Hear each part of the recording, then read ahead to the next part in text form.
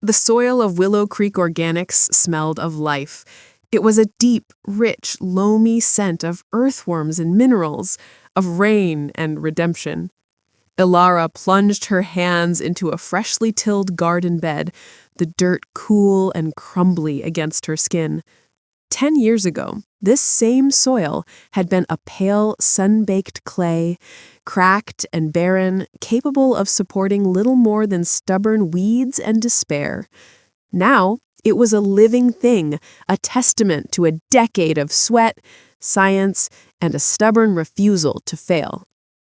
"The first CSA boxes for the restaurant are ready to go, Ilara," a cheerful voice called out.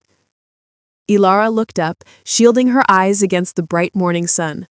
Maria, her field manager, was gesturing towards a stack of crates overflowing with a jeweled-tone bounty, glossy purple eggplants, heirloom tomatoes in shades of sunset, and bunches of kale so dark green they were almost black. "They're beautiful, Maria. Tell Izzy her customers are in for a treat," Ilara said, a surge of deep, quiet pride warming her chest. At 32, Ilara was the architect and engine of this 10-acre miracle. She wasn't a distant boss. She was the first to arrive and the last to leave, her boots perpetually caked in the mud of her own creation. Her life was a rhythmic cycle of planting and harvesting, of battling pests and praying for rain. It was a hard, exhausting, and deeply fulfilling existence she had built from the ground up. This farm was not just her business, it was her identity.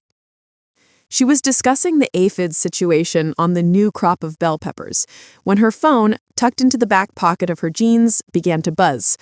She ignored it. It buzzed again, the insistent and patient rhythm she associated with only one person. With a sigh, she pulled it out. The screen glowed with a name that always made her feel a mix of familial obligation and profound weariness. Liam. She excused herself and walked to the edge of the field, the vibrant green of the farm stretching out before her. "Hey, Liam, I'm in the middle of harvest. What's up?" "Ilara, just the woman I wanted to talk to. Heard the farm is doing great, sis. Knew you had it in you. All that playing in the dirt finally paid off, huh?" "It's a bit more than playing in the dirt," she said, her voice dry. Yeah, of course. Listen, the reason I'm calling, I've got a can't-miss opportunity. A commercial property, prime location, ridiculously undervalued. The deal closes in 48 hours, and I'm just a little short on the initial deposit. I just need a short-term loan, 20 grand. You'll have it back with interest in a month, tops. Ilara closed her eyes. It was the same script, different verse. Last year, it was a crypto scheme. The year before that, a revolutionary new app. "Liam," she said, her voice patient but firm, a tone she had perfected over years of practice. "You know I can't do that. Every penny the farm makes goes right back into the business. Payroll, equipment, seeds for next season." A huff of frustration on the other end. "Right, of course, the business. Ilara, I'm talking about a 6-figure return, and you're worried about a couple of bags of seeds? It's like you don't understand how real money is made." "My way seems to be working for me," she said quietly. "Yeah, well, some of us think bigger than kale," he snapped. "Fine, forget I asked." He hung up. Ilara stared at her phone for a long moment before sliding it back into her pocket. She looked out at her fields, at the tangible, beautiful results of her work. It was real. It was hers. And to her family, it would never be anything more than dirt and seeds. The Sunday dinner at her parents' house was a journey into another world. Their pristine, beige-toned suburban home was an oasis of climate-controlled perfection, a place where the carpets were always vacuumed and the coasters were mandatory. It was a universe away from the beautiful, chaotic, muddy reality of her life. Her parents, Meredith and Arthur, greeted her at the door. Her mother, a woman whose self-worth was directly tied to her social standing, appraised Ilara's simple dress with a critical eye. "Ilara, darling, it's so good you could get away from your project. You look healthy, if a bit sun-weathered." Her father, a man who had long ago retreated into a state of passive disappointment, gave her a limp hug. "Good to see you, Pumpkin." Liam was already there, swirling a glass of his father's best whiskey, having apparently recovered from his failed deal by lunchtime. The dinner conversation, as always, orbited around him. He spoke of his real estate ambitions, framing his near misses as the daring exploits of a visionary. Her parents listened, enraptured. "He has such ambition," her mother said, her eyes shining. "He's not afraid to take risks. That's how empires are built." "You have to be in the game to win, that's for sure," her father added, nodding sagely. They eventually turned their collective, dutiful attention to Ilara. "So, how is the hobby, dear?"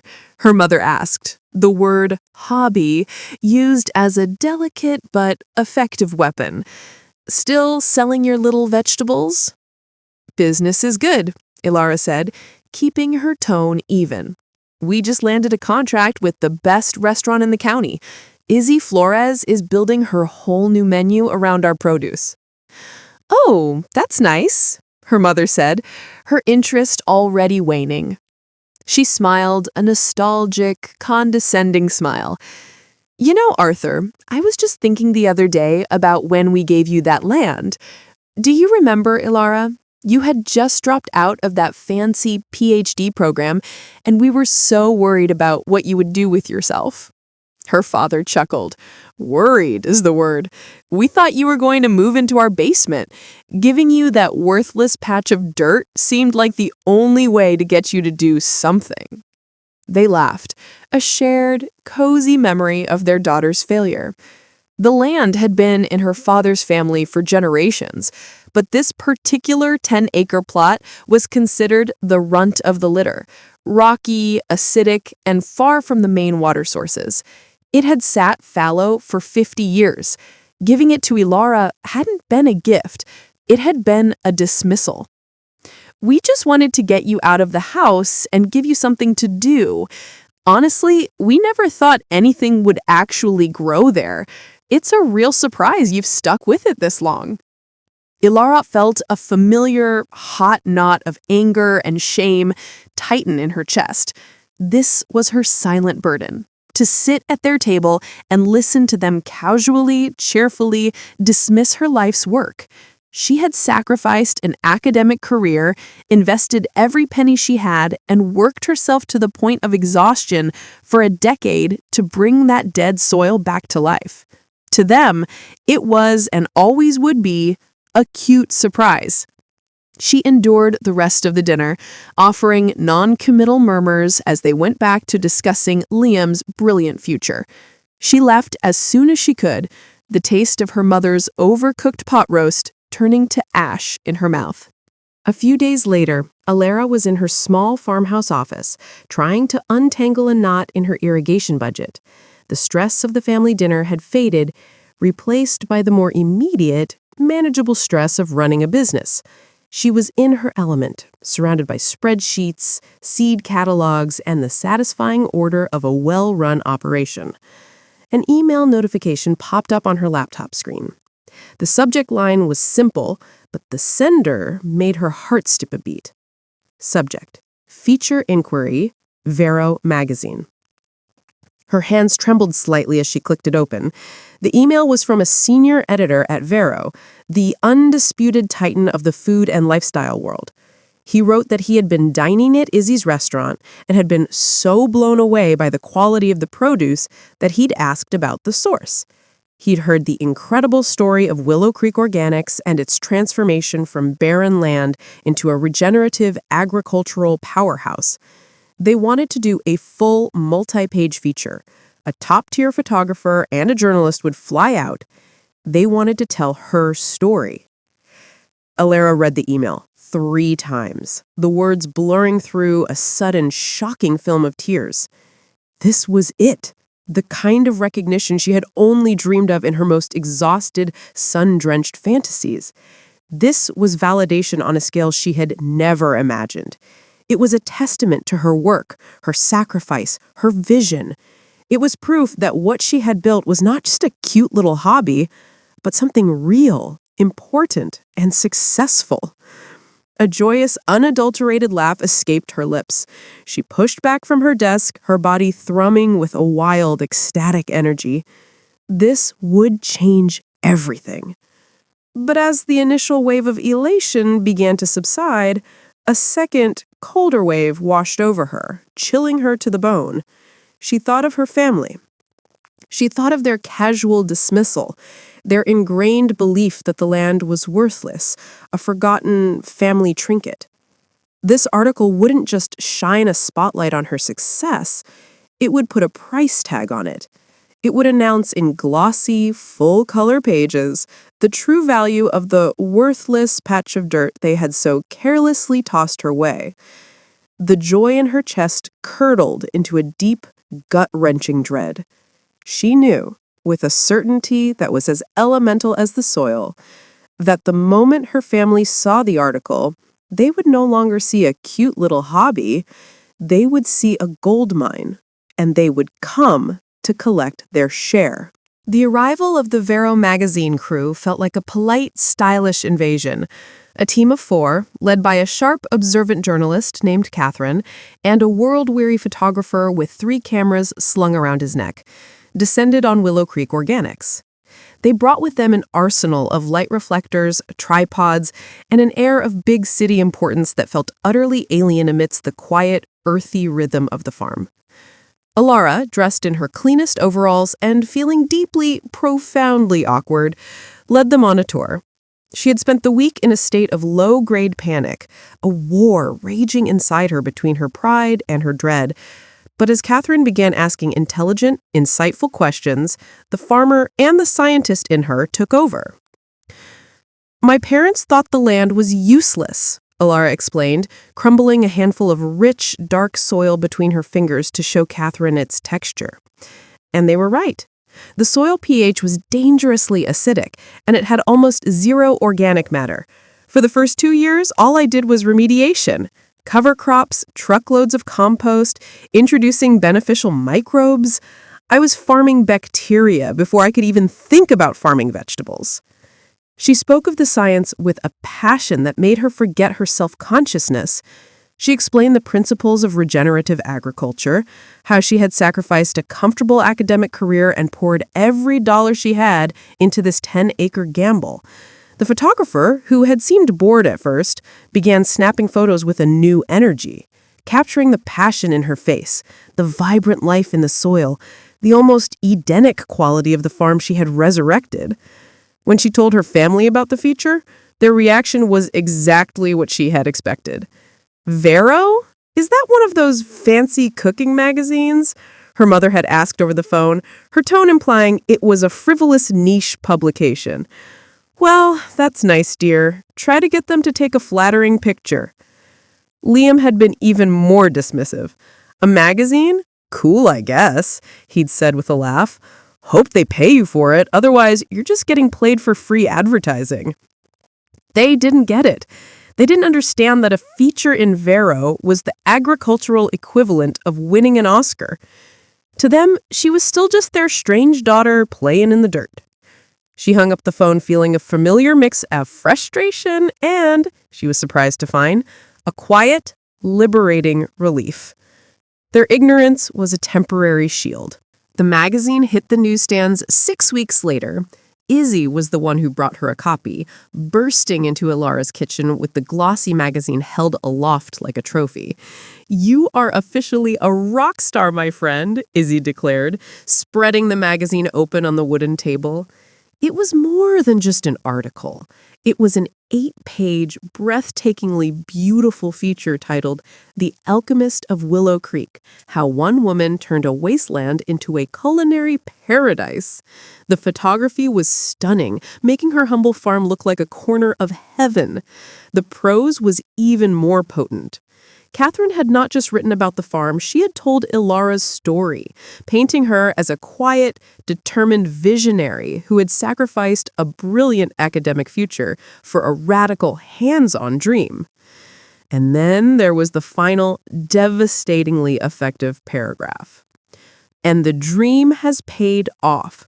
Willow Creek Organics is not just a triumph of ecological principle, but a resounding financial success. With a waiting list of top-tier restaurants and a community-supported agriculture program that sold out in a single day, Vance has proven that doing good for the earth can also be very, very good for business. The once worthless ancestral land is now, by any measure, a priceless asset. Ilara stared at the words, her heart pounding a frantic, terrifying rhythm. Priceless asset? The shield of her family's ignorance had just been vaporized. Her success was no longer a quiet local rumor. It was a nationally published, glossy fact. The dread she had been suppressing for weeks returned with a vengeance, cold and sharp in the pit of her stomach. Her quiet life was about to get very, very loud. The sound of an expensive engine was the first sign of their arrival. A week after the magazine's release, a gleaming black luxury sedan, a car Ilara had never seen before, crunched its way up her long gravel driveway. She was trellising her tomato plants, her hands stained green, when they got out. Her parents and Liam, all dressed as if for a country club luncheon, stepped onto the soil of her farm. Their entire demeanor had changed. They were not here to pay a dutiful visit to their oddball daughter. They were here to inspect their investment. "Ilara, darling," her mother called out, navigating the dirt path in impractical heels. "We saw the article. It was just wonderful. We are so incredibly proud." The praise felt hollow, alien. They had never been proud before. They didn't ask about her or her work. Instead, they began to walk the property with a disturbing proprietary air. Her father, who had previously only ever commented on the weeds, now asked pointed questions about her irrigation system and annual revenue. Her mother talked about the potential for hosting chic farm-to-table weddings, pointing out the areas that would need significant improvement for such events. But it was Liam who was the most unnerving. He walked through her fields, a strange, calculating gleam in his eye, his gaze sweeping over the land not as a farmer would, but as a developer. He was not seeing rows of heirloom carrots. He was seeing square footage, assets, and opportunities. "You've really done something here, sis. Built some real value. It gives me an idea. A huge idea." They ended up on her rustic porch where Ilara, feeling cornered and deeply uneasy, reluctantly offered them lemonade.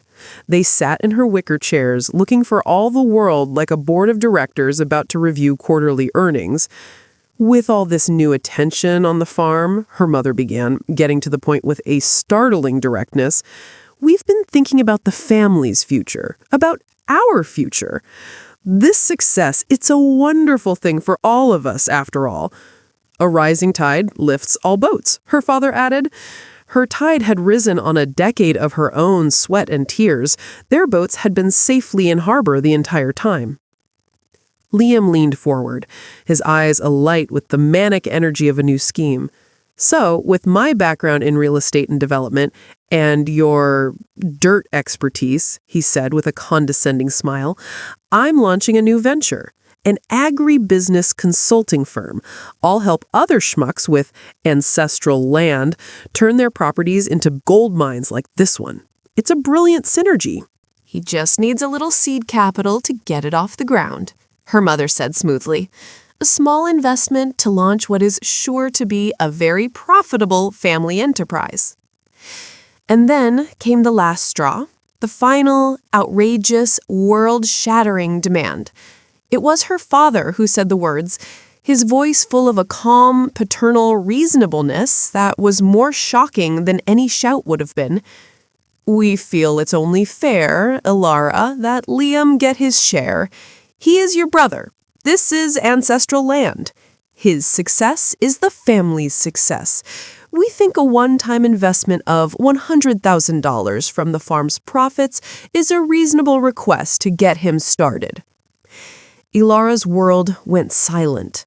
The buzzing of the bees in her lavender bushes, the distant crow of a rooster, the rustle of the wind in the willow trees, it all faded away. The only sound was the roaring in her own ears. $100,000. A reasonable request. Her mother, seeing her stunned silence as a sign of consideration, pressed the advantage. "It's not a loan, dear," she said, her voice soft and sweet as poison. "Think of it as his inheritance. You got the land, he gets the seed money. It's only fair. It's about keeping the family's assets balanced." Ilara stood there, her glass of lemonade frozen in her hand. She stared at their faces, at their bright, expectant smiles, and she finally understood.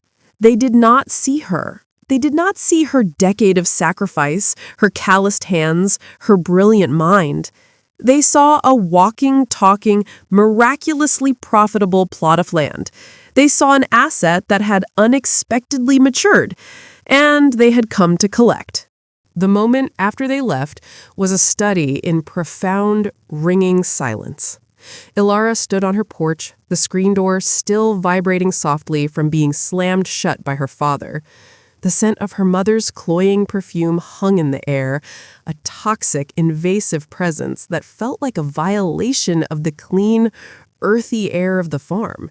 She looked out at her fields, at the orderly, vibrant rows of life she had coaxed from the dead earth, and for the first time, she felt a terrifying flicker of alienation, as if she were looking at something that was no longer truly hers. His inheritance, the family's assets. The words were a poison, seeping into the soil, tainting the roots of everything she had built. The stunned shock quickly hardened into a slow-burning, righteous anger. She walked back into her kitchen, her movements stiff, and picked up the phone. She knew what she had to say. When her mother answered, her voice dripping with the self-satisfaction of a battle won, Ilara didn't waste time with pleasantries. "The answer is no," she said, her voice quiet but firm as stone. There was a pause. "What did you say?" her mother asked, her tone shifting from sweet to sharp. "I said no," Ilara repeated, a strange, liberating power in the simple word. "This is not a family asset. It is my business, my work, my investment, my sacrifice. Liam is not getting a share of it. The profits are not his inheritance. They are my income. The answer is no, and it will always be no." She was met with a sputtering, indignant rage. "After everything we have done for you, we gave you that land. You are being unbelievably selfish, Ilara. You are tearing this family apart." "No," Ilara said, her voice cracking with the strain of a decade of unspoken truth. "You are." "Goodbye, Mom." She hung up before her mother could reply, her heart hammering in her chest. She had finally said it. She had drawn a line. But as she stood in the silence of her kitchen, she did not feel victorious. She only felt a deep, chilling sense of dread. She had not ended the war. She had just fired the first shot.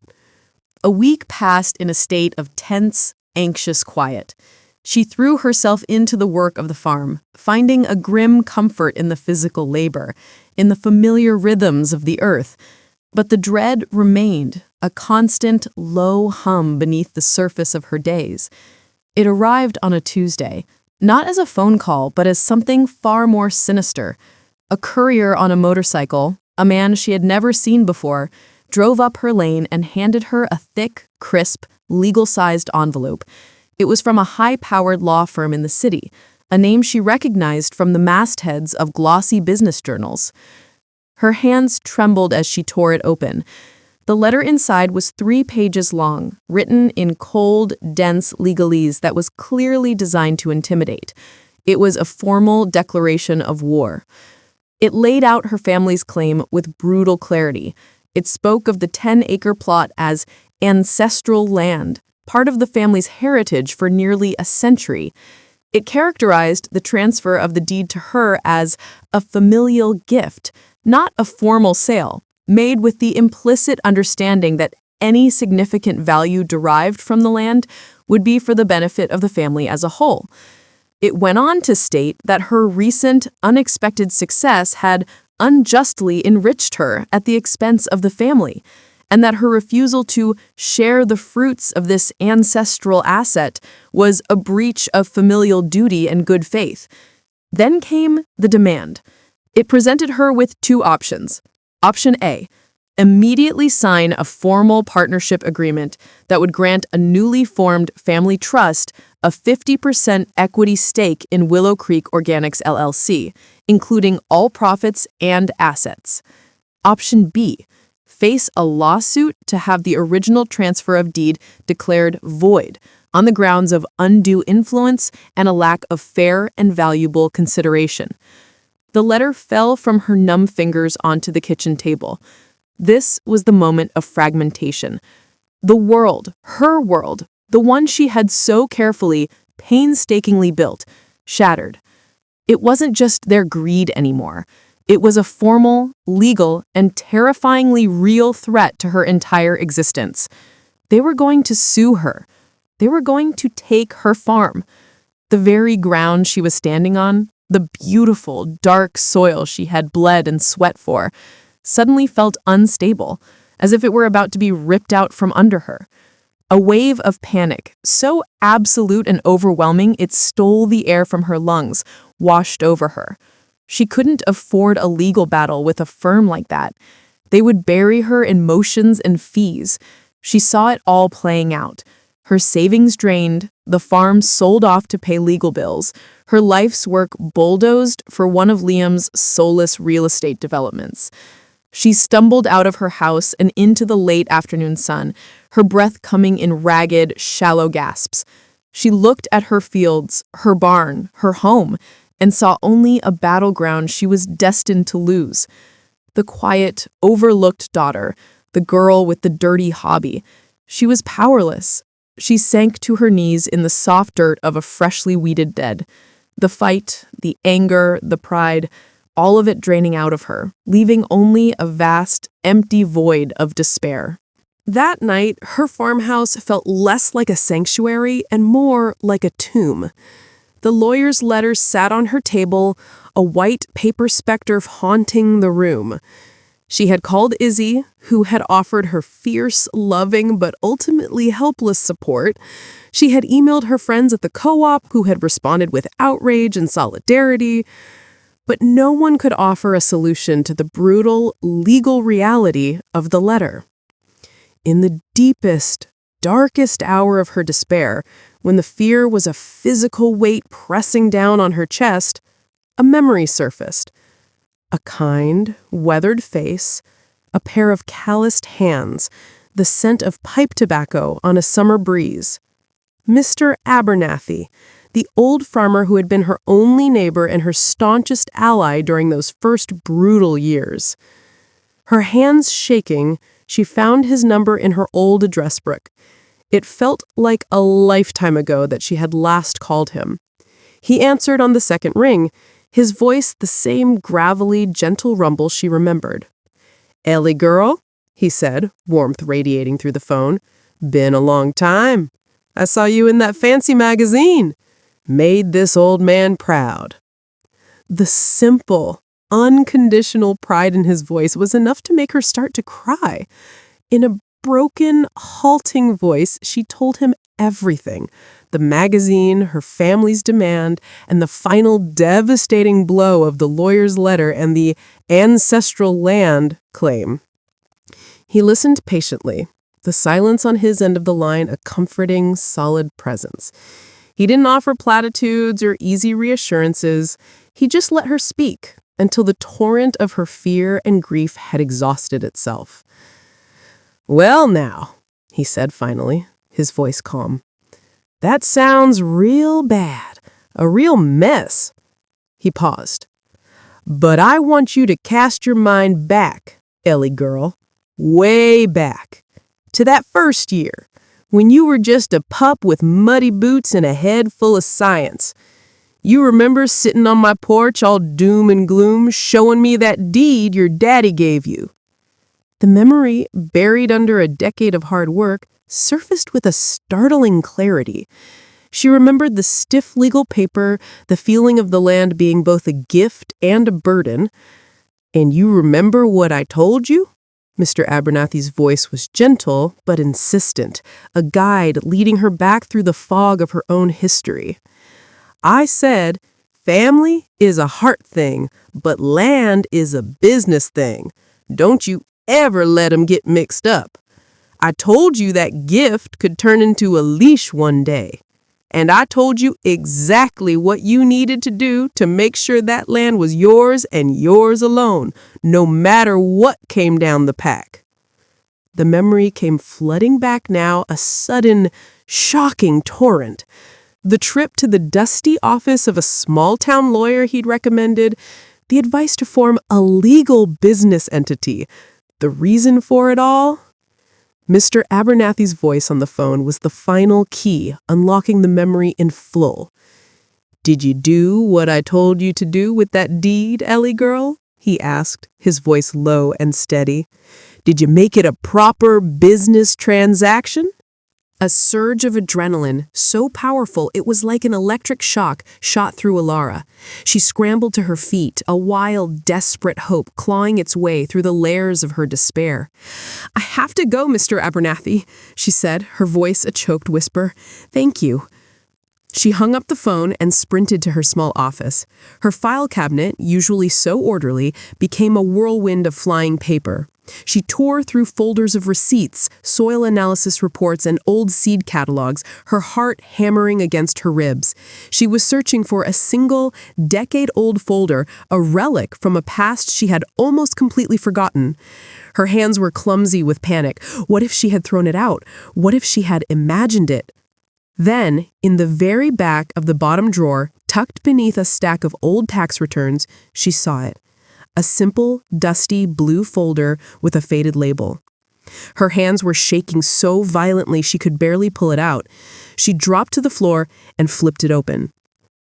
Inside were the official, state-sealed articles of incorporation for a business named Willow Creek Organics, LLC, dated 11 years ago, and clipped behind them a single, notarized sheet of paper, a bill of sale. It documented the formal transfer of the deed for the 10-acre plot of land from Arthur and Meredith Vance to Willow Creek Organics, LLC. The sale price was listed clearly, $1. And beneath that was a clause written in the dense but unmistakable language of the law, a clause she now remembered Mr. Abernathy helping her draft. Quote, the receiving party acknowledges the as-is condition of the property at the time of sale, hereafter defined as barren, non-arable, and without access to established agricultural irrigation. At the bottom of the page were 3 signatures, crisp and clear despite their age, the notaries, and the familiar decade-old scrawls of her mother and father. Alara stared at the document, her breath catching in her throat. This wasn't just a piece of paper. It was a shield. It was a sword. It was the legal, binding, irrefutable proof that her farm was not a gift, it was not ancestral land, it was a business asset, purchased and owned by her company. The fragmentation was over. The despair evaporated, burned away by a sudden, brilliant, white-hot surge of power. She was not a victim. She was not a disobedient daughter. She was a business owner holding a legally executed contract. She clutched the document to her chest, the fragile paper her salvation, and for the first time in weeks, she smiled. It was not a happy smile. It was a cold, hard, and deeply dangerous one. The morning after finding the documents was the first morning in a month that Alara awoke without a feeling of dread. The cold, heavy stone of fear in her stomach had been replaced by something else, the hard, sharp, and deeply satisfying edge of righteous anger. The decade-old piece of paper was not a relic. It was a weapon, and she was finally ready to wield it. She bypassed the local small-town lawyers her parents used and instead made a call to a number she'd gotten from a friend at the farming co-op. An hour later, she was sitting in a clean, modern office in the nearest city across a steel and glass desk from Anya Sharma, a lawyer whose sharp, intelligent eyes and no-nonsense demeanor immediately put Ilara at ease. Anya specialized in agricultural law and had a reputation as a fierce advocate for independent farmers. Ilara laid out the whole story: the worthless land, the decade of backbreaking labor, the magazine feature, the sudden, predatory interest from her family, and finally, the threatening letter from their high-powered city lawyer. She watched Anya's expression shift from professional interest to a kind of grim, focused anger. Then, with a quiet, deliberate motion, Ilara slid the dusty blue folder across the desk. "And this," she said, "is what they don't know I have." Anya opened the folder and began to read. She read the LLC and corporation documents, then the notarized bill of sale. A slow, impressed smile spread across her face. She looked up at Ilara, her eyes gleaming with a lawyer's predatory delight. "Well, Ilara," she said, tapping a perfectly manicured finger on the signatures of Meredith and Arthur Vance, "this changes everything. They don't have a legal case. They have a temper tantrum.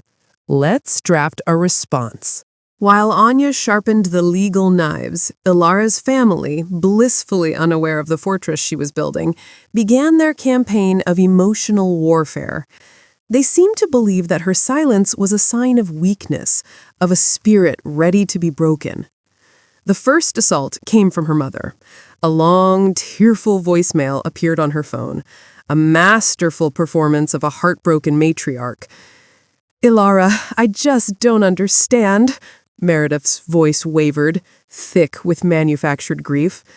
"How can your heart be this hard?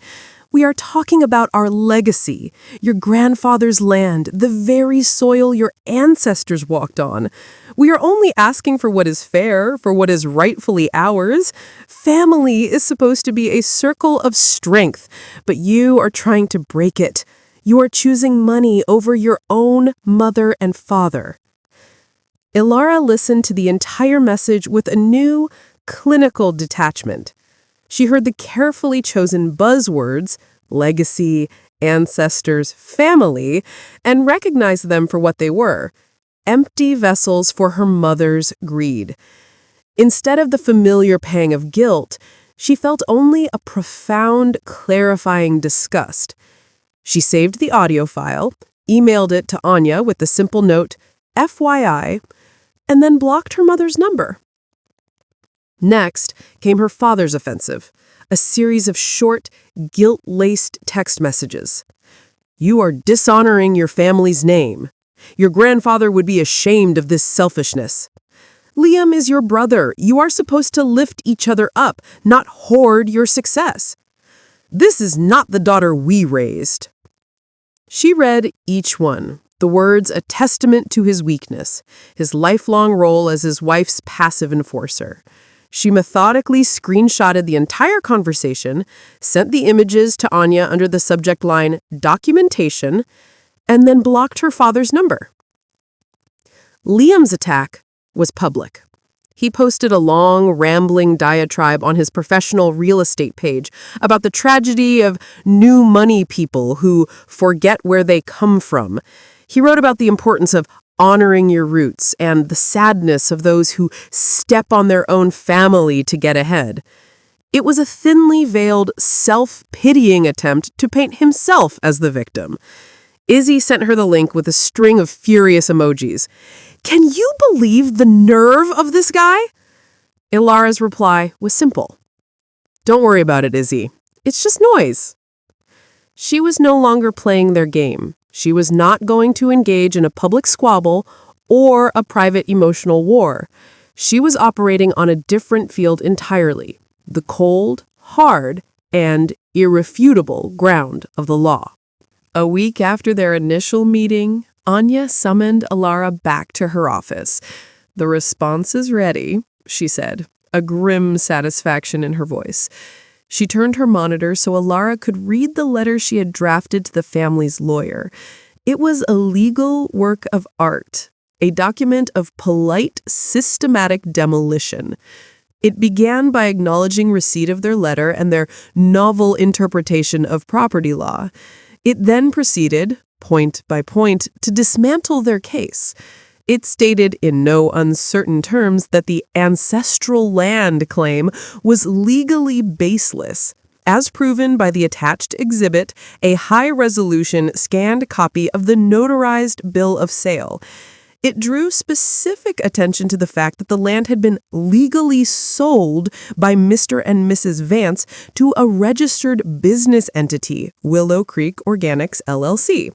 It highlighted the sale price of $1 as legal and binding consideration, and then in a particularly devastating paragraph, quoted the clause that described the land's barren and non-arable condition at the time of sale. This, the letter explained, legally refuted any claim that her parents had gifted her an asset of significant value. Their own signatures, it pointed out, served as their agreement to these terms a decade ago. The letter concluded by stating that their demand for a 50% stake was not only baseless, but bordered on extortion. Any attempt to file a lawsuit on these grounds would be met with a vigorous defense and an immediate countersuit for the recovery of all legal fees. And then came the final, brutal paragraph. Furthermore, please advise your clients that Ms. Vance considers their recent barrage of unsolicited voicemails, text messages, and public social media posts to be a campaign of harassment. Any further direct contact with our client will be documented and may be met with an application for a restraining order. All future communications regarding this matter are to be directed exclusively to this office. Anya scrolled to the bottom and clicked her mouse.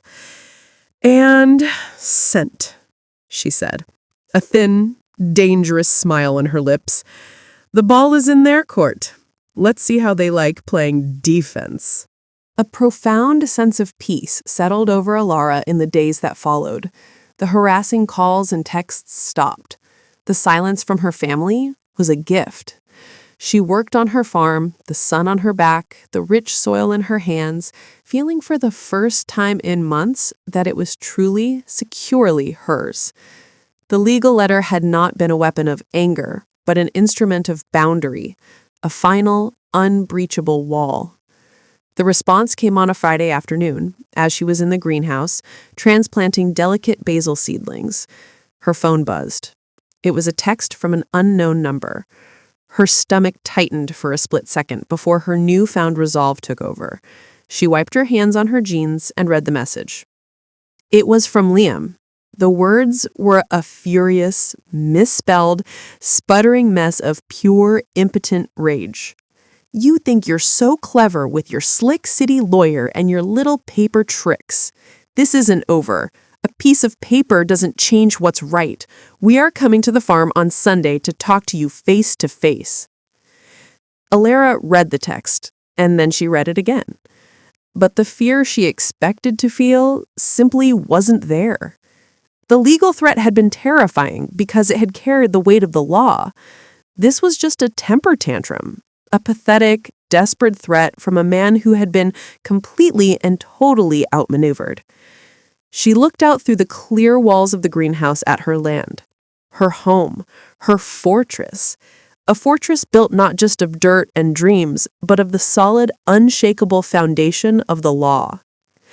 The final confrontation was coming, but they were no longer a conquering army laying siege to her life.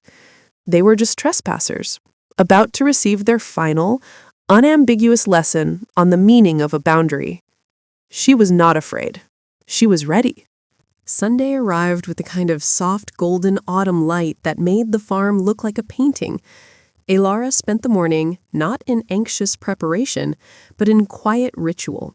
She harvested the last of the sun-gold tomatoes, her movements methodical and calm. She was not a victim awaiting an attack. She was the proprietor of a business, and it was a workday like any other. At a few minutes before the appointed time, she walked to the end of her long gravel driveway. She didn't wait in the house. She pulled a rustic wooden stool from the barn and placed it just inside her property line, under the shade of the ancient oak tree that marked the entrance to Willow Creek Organics. She sat down with a tall glass of iced tea, a book on soil microbiology open on her lap. This was her land. She would meet them at its edge. Across the quiet country lane, she could see Mr. Abernathy on his porch, a small, reassuringly solid figure quietly whittling a piece of wood. He didn't wave or call out. He was simply present, a silent, steadfast witness to the drawing of a final boundary. The crunch of tires on gravel announced their arrival. Her father's luxury sedan, a car that had always looked ridiculous and out of place in this rural landscape, kicked up a cloud of dust as it pulled to a stop. Liam, Meredith, and Arthur got out. They were dressed for a boardroom, not a farm, their city clothes a kind of arrogant armor. They saw her sitting there, calm and waiting, and for a moment they were visibly thrown. They had expected to march up to her front door, to corner her in her own home. Instead, she had claimed the open ground, forcing the confrontation to happen on her terms, at the very boundary of her world. "Ilara, this is absolutely ridiculous," her mother, Meredith, began, her voice sharp as she approached the closed gate. "Stop this childish game and let us in. We need to talk inside like a civilized family." "No," Ilara said, her voice quiet but carrying clearly in the still afternoon air. She did not stand up. "We can talk right here. This is as far as you go." They stood on the other side of the simple wooden gate, a barrier that was more symbolic than physical, and stared at her. For the first time, she was not a daughter to be managed, but a stranger denying them entry. They began their assault, cycling through the familiar, well-worn tactics of their emotional arsenal. Her mother went first, with a performance of wounded grief. "How can you do this to your own mother, to your family, making us stand here on a dirt road like beggars? This is about our legacy, Ilara, the soil your grandfather walked on. Have you no heart?" Her father tried blustering reason. "Let's be sensible about this. That piece of paper from your lawyer is a legal trick.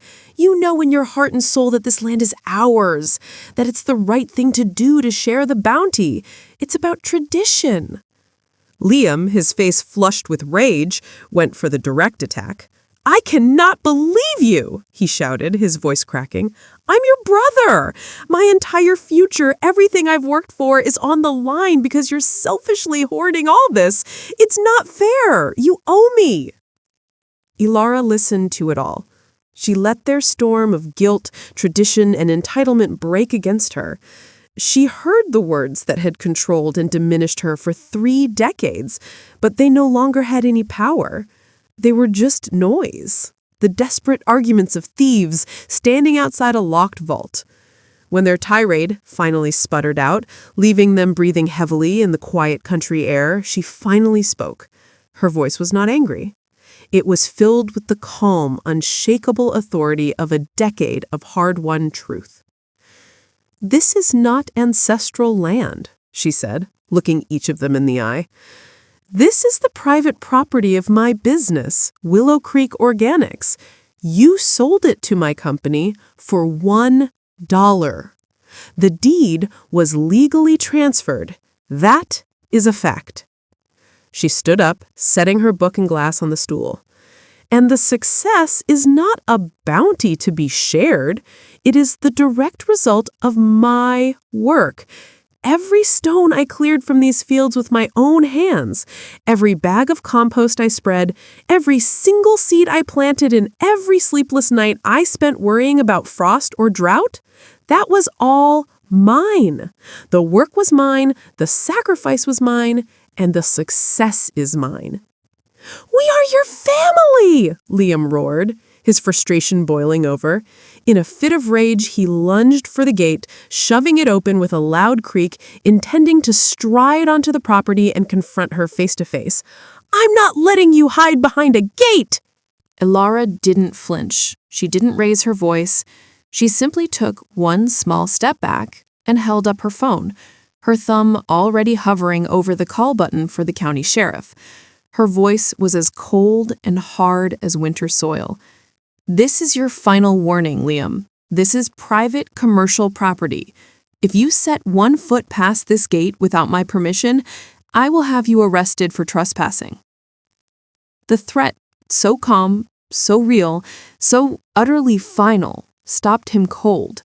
He froze, 1 foot hovering over the property line, his face a mask of stunned disbelief. It was a boundary he couldn't charm, bully, or manipulate his way across. It was the law. He looked to his parents for backup, but they were speechless, their faces pale. They had come for a family argument, armed with emotion and entitlement, and had been met with the unyielding, impersonal force of a trespassing statute. Their power had completely and totally evaporated. The defeat was absolute. Liam slowly lowered his foot back onto the dirt of the lane. Their blustering rage deflated into a pathetic, sputtering silence. Under the silent, watchful gaze of Mr. Abernathy from across the way, they turned.